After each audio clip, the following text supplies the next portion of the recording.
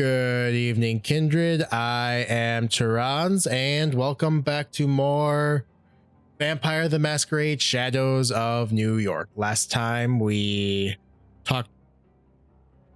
went to Double Spiral, visited Hope after causing a bit of a ruckus, and after my discussions with her, we were led to her sire, Mr. Vanderwyden's office, and that's where we are.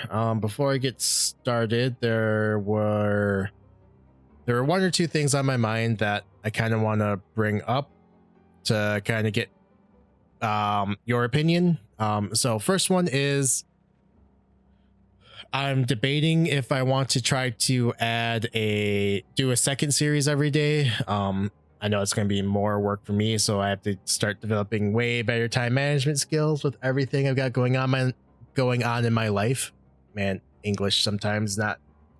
Apparently, even though it's the native language I speak, it's still not a language I'm good at. Anyway, so yeah, I don't know. I'm just kind of starting to reach the point where I'm like, kind of want to do more. So there's that. And then the other thing is, I've been streaming on Twitch, but I wonder if maybe I'd be better off streaming on YouTube or not. I'll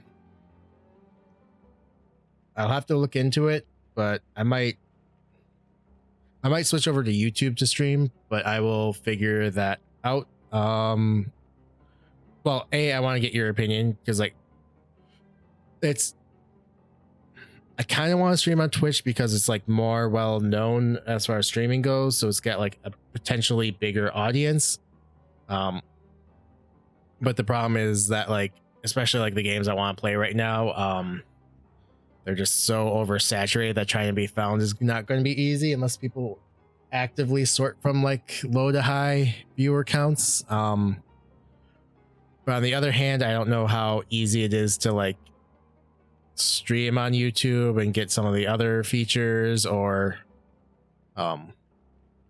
just by fact of like kind of people just use YouTube for watching movies, or videos, I should say, not necessarily movies, but they can. Anyway, I don't know how many people would watch me stream on there either. So it's kind of like I don't know which is better. So I will have to, again, just something I kind of want opinions on that. But I might just stick with Twitch for now because it's what I'm a little bit more familiar with. So, but we'll see. We will see. Anyway, with that being out of the way, let's jump into the game here. All right. Thank you for having me, Mr. Vanderwyden. No need. I'll be happy to assist your investigations in whatever way I can, Miss Sawinski. That sickeningly sweet smile, and this office is spacious but oppressive. Here's a man who knows how to subtly unnerve people, but does he even realize it? And I'm sure the presence of the totally esteemed Addison Payne will guarantee I'm totally transparent. Am I right, Addison? Looks like I've interrupted a friendly meeting. In the far corner of the room, I spot glasses of blood and two spittoons. Vices and follies of the rich. Are you sure I'm not wasting your time? Not at all. Busy as I might be, I can't say I'm not curious about the findings in the case. Yes, my thoughts exactly. So how are you handling your newfound responsibilities? I'm managing. I'll start by asking the obvious. Where were you the night Douglas Callahan met his untimely demise? Vanderwyden raises an eyebrow and then lets out a restrained chuckle. Hear that, Addison? I might be suspected of foul play. Exciting, isn't it? Carter, no antics, please. Just answer the question. Of course. Well, I was right here, just like I told Prince Panhard. As much as I love to celebrate my power, sometimes one has to celebrate the amount of work piling up on their desk. So your alibi is you were right here. Alibi, ha! Yes, I suppose. Can anyone back up your story? Well, I did make a few business-related phone calls as I was working, so there is that. That doesn't really answer my question, does it? He regards me with the stare reserved for a troublesome child. Miss Sawinski, this right here is my private little fortress. A space specifically designed to make me focus. I don't really let people in to break that focus. Aside from the occasional esteemed guests such as yourself, of course, and a few wonderful Mexican women responsible for the cleaning duties. So you don't have an alibi. The look in his eye screams, why won't you at least pretend to try and get on board with my program, kid? I suppose, but why would that matter? Because I found something that belongs to you on the victim's person. Pardon me?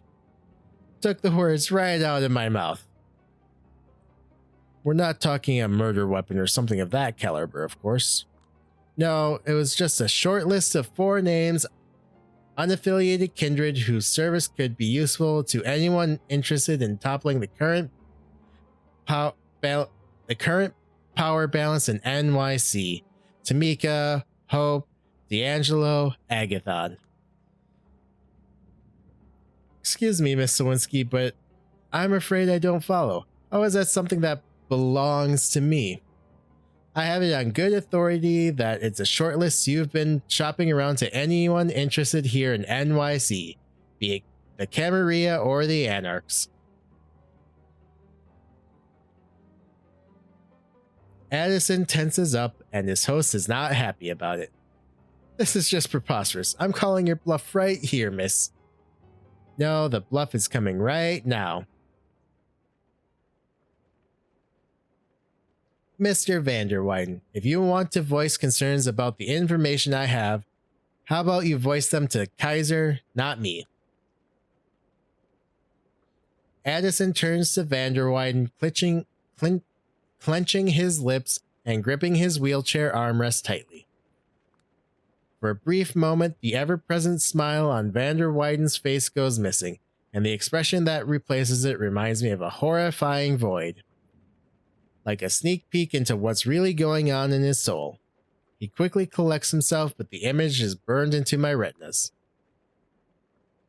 To think these sort of unsavory rumors are circulating about me, I should be grateful you let me know.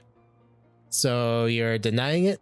Of course I'm denying it, categorically. You can bet your life savings on it. I certainly hope it's nothing more than an unfortunate blunder. E2 Brute, come on, Addison. We've known each other for years. Yes, and what about it? I will. Sweet Jesus, Addison. I'll get back to you in a second. Any more questions, Miss Sawinski? Any of the names on the list sound familiar to you? No, I mean, yes, that's my long estranged child on your list, but that's just another reason why I'm flabbergasted. Anyone would consider it mine. I see. Well, I hope you understand why I'm considering you a prime suspect now. Yes, and I swear to clear my name as soon as possible. Scout's honor. Any more questions? I'm good for now. Sheriff Al-Asami will probably contact you later. I will get in touch with him myself, ASAP. Once again, thank you for your work. He extends his hand towards me, practically forcing me to shake it. And then he puts his hand on my shoulder to lead me to the door. All too eager to see me off? Out of sheer curiosity, Mr. Vanderwyden, I have one more question. It may be a bit random. I really didn't need to ask it, but I wanted him to die inside for a moment. Of course, my dear. His slightly restrained tone suggests I may have succeeded. You seem like a person who couldn't live outside of NYC. By chance, have you listened to the Howard Stern... Whoa, man. English sometimes. It's really hard. By chance, have you listened to Howard Stern's talk show after the World Trade Center fell? A tad unsure, but once again, carefully controlled, chuckle... A tad unsure, but once again... Carefully controlled chuckle escapes his mouth. I believe A. But geez, that is random. But well, New York born and raised, just like you said. Of course I did. Your opinion? Same as everyone else? It was a spiritual guidance we needed that day, coming from the unlikeliest of places. A visceral response to that verbalized everything we felt. A beautiful moment of unity. Not that I'm lowbrow jokes about Pamela Anderson and the typical shock value the show tended to offer, but as far as I'm concerned, Howard did an indispensable thing that day. Why are you asking? No particular reason. I thought it might give me some insight into the kind of person you are. Well, that's just the kind of person I am. Just your average New Yorker. So it seems. Well then, I'll leave you and Mr. Payne to your plans of conquering the city. Now that's spicy. Addison, I love this girl. She's gonna go far, I'm telling you. She's got that spunk. That glint in her eye. Goodbye, Miss Lewinsky. I wish you a pleasant respite and a swift success in your investigation. Good night. I make it a point to bow to Addison's servant, not the man himself. Doubt he even noticed, but at least these invisible displays of rebellion make me feel a little better about myself. Alright, the faster I leave, the better. Julia. Father? How are you holding up? I'm fine, stumbling around and hoping for a miracle to happen, like always. No better place to ask for a miracle than behind these gates, you know. So I hear. As I pass him the report about acing in Agathon, I look around, but Benoit is nowhere to be seen. Feels nice to be able to chat one-on-one for once. Ah, yes, I knew you'd say that. I had errands to run, and I thought it might be for the best if Benoit took care of these. Wasn't in the mood for a childish spat tonight, huh? Something along those lines. Listen, can't you think of something to placate him? Placate him how exactly? Benoit won't accept anything less than me joining a convent.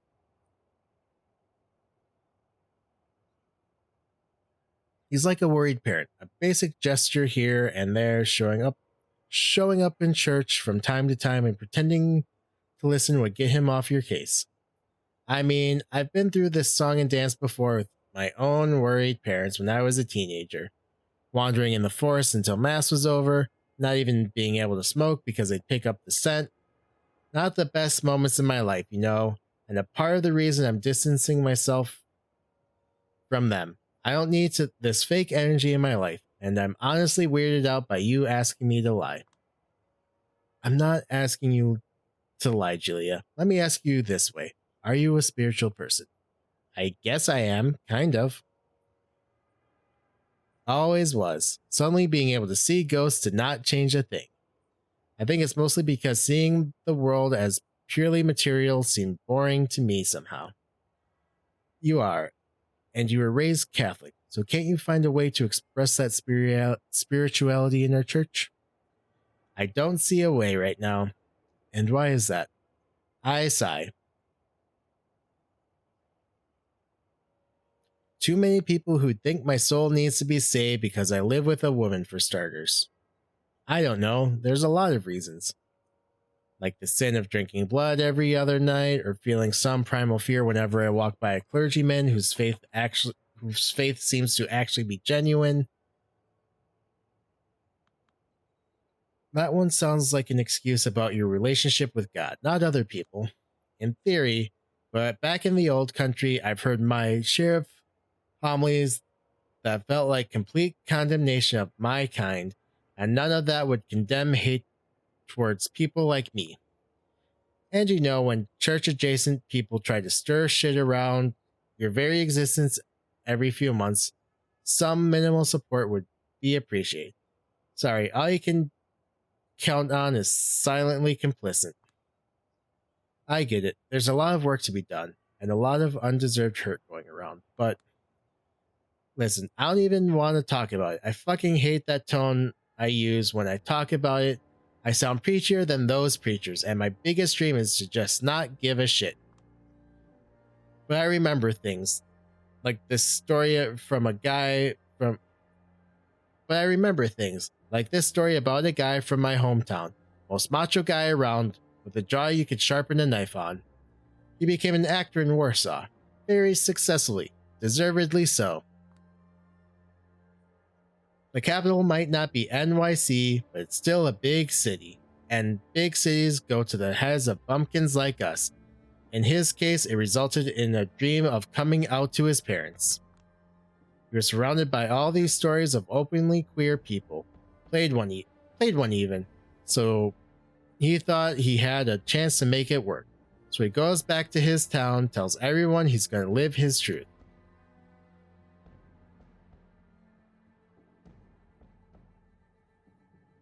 His dad, a ruling party adjacent businessman, curses him. His uncle takes him into the bushes and starts to destroy him physically. It's so bad he gets put into the ICU. His face and jaw get ruined, for good. Fast forward a year or two, with his career over, the guy is stuck in his parents' rustic house. With no other path to follow, he turns to God, who tells him to forgive his kin. Everything is fine again. Angelic choirs sing of divine mercy. A kind-looking priest talks about protecting our families. A man sits in the front row of the church, a disfigured smile on his face. But that story alone didn't drive me away. One time when I saw how blissful he was, I could swear he was actually able to hear God himself whispering to him. He looked like a saint. It fucked me up so bad I left. I feel nauseated now. Maybe I'm still reeling about hearing about Kara and Jesse Montgomery. Now, if we could never talk about it again, that'd be great. I know I tend to sound like a loser who loves to pontificate about shit I can't change, but at least keep trying.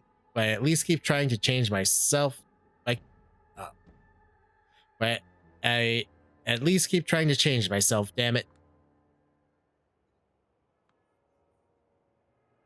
I won't offer empty platitudes, but I think I understand what I was meant to understand. I hope I haven't insulted you in any way. Whatever. I've learned not to hold people responsible for what the rest of their organization is doing. It would be hard looking in the mirror otherwise. Not that there's much I could see in the mirror right now. I'm just wondering about one thing. There's always a cross on your chest. I like how it goes with my outfit. Is it just a fashion accessory to you?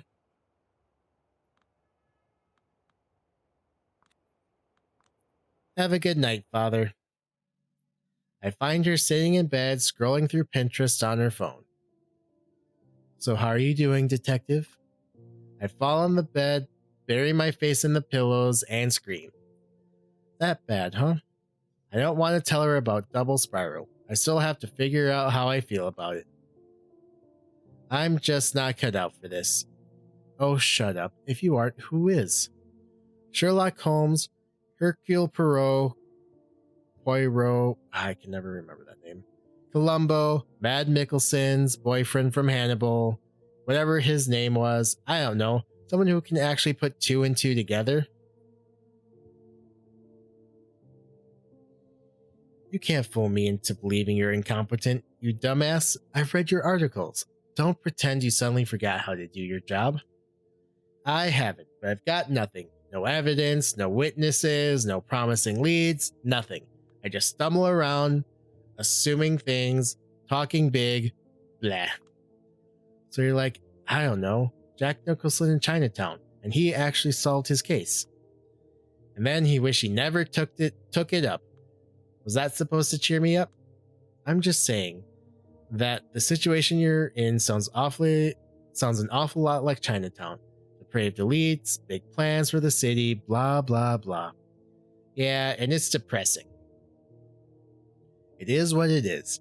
I just think you should approach it in a way and look for a solution to your problems outside of the box. Not as a mystery, but maybe like a trap to escape?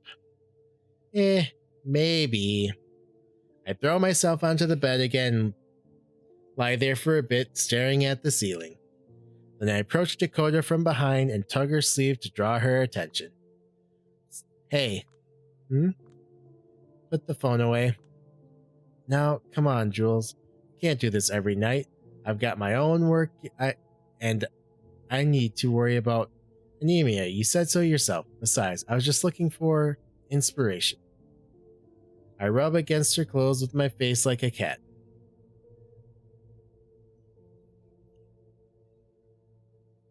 You're impossible. Haven't you noticed what's going on in the news? People are going absolutely insane about this virus. Canceling trips and orders and... Pretty, please. I can't, honey. I have to replenish my stash. And besides, I'm worried about overuse. My brain is working a bit too slow. My balance is off. I was just thinking how I miss meditation.